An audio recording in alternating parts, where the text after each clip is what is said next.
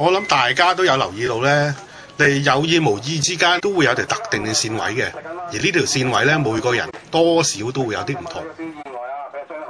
咁呢條每個人都唔同嘅線位咧，究竟個分別大唔大嘅咧？嗱，呢次咧，我哋咧就揾咗3個唔同級數嘅車手，咁佢哋咧就會幫佢哋喺同一條跑道上模擬翻佢哋自己嘅線位。咁咧，我哋睇下得出嚟嘅結果咧，分別大唔大啊？嗱，首先阿權咧就會幫我哋量度一下一條偏向外圍，即係我哋所謂大波勾啦，或者走外圍嘅線位。咁咧度出嚟咧係幾長啦？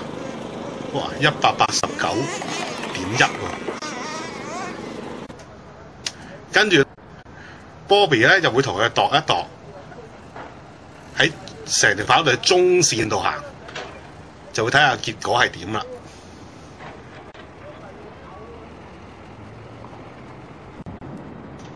係160.9。呢個係中位定是線位啊？你得邊啊？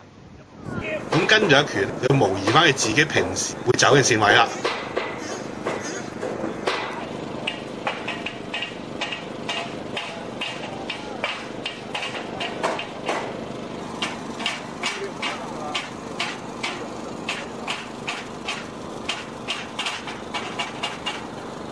158.2。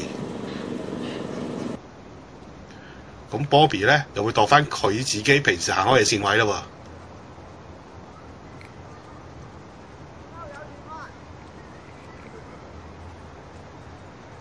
啱啱遊完嚟啊嘛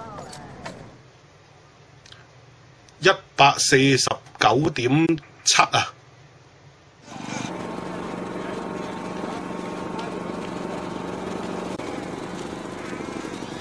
跟住呢個咧就安頭啦。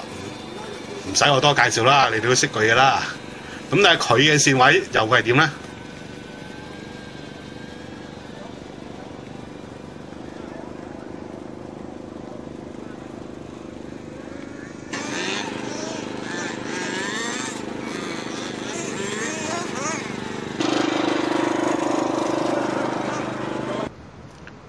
咦，係133.2喎。哇！原來唔同級數嘅車手咧，同一條車可以相差25米一個圈啫喎。哇！一10個圈，咪輸成200幾米。咁唔使講啦，如果你兜外圍咧，輸得仲慘。可以一個圈咧，相差成56米。就一條靚嘅線位有幾緊要，你自己諗都諗到啦。